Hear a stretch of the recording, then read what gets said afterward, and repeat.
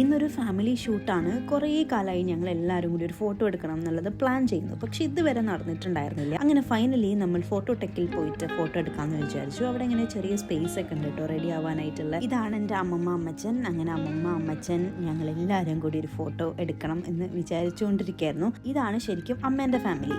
അമ്മേൻ്റെ 2 അനിയന്മാര്, അമ്മമ്മ അമ്മച്ചൻ.